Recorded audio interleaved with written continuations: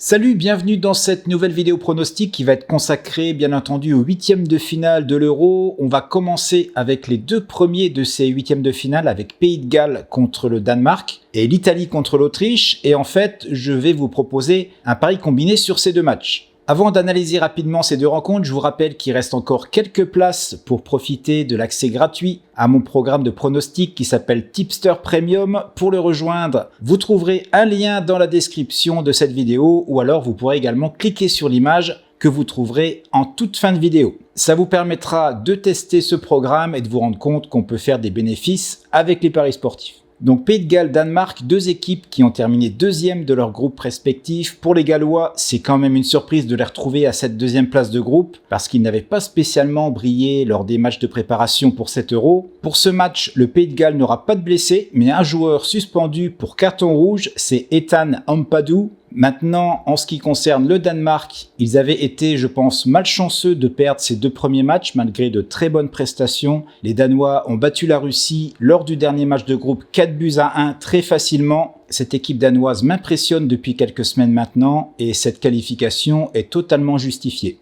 Alors, excepté pour Christian Eriksen, l'équipe sera au complet. Pour moi, il ne fait aucun doute. Je donne avantage au Danemark sur cette rencontre. Et le premier pari de mon combiné sera victoire du Danemark, remboursé 6 matchs nuls.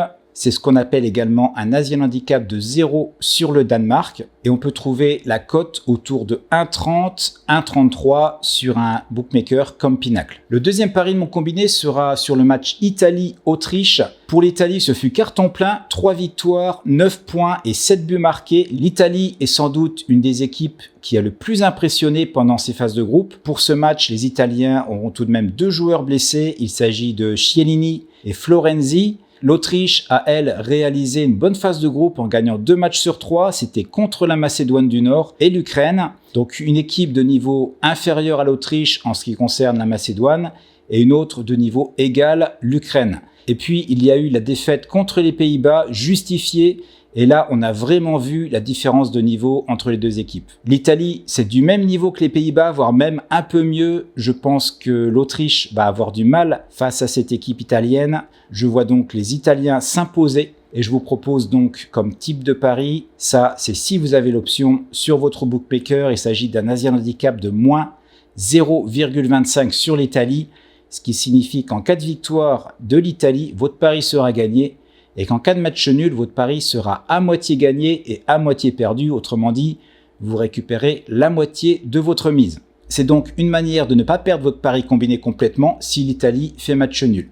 Maintenant, si vous n'avez pas l'option Asian Handicap moins 0,25, vous pouvez tenter la victoire sèche de l'Italie avec une cote un peu plus élevée bien sûr. Si vous choisissez le pari Asian Handicap moins 0,25 sur l'Italie, ça vous fera une cote globale pour votre combiné autour de 1,72, 1,73. Et si vous choisissez la victoire sèche pour ajouter à votre combiné, vous aurez une cote globale autour de 1,93, 1,95.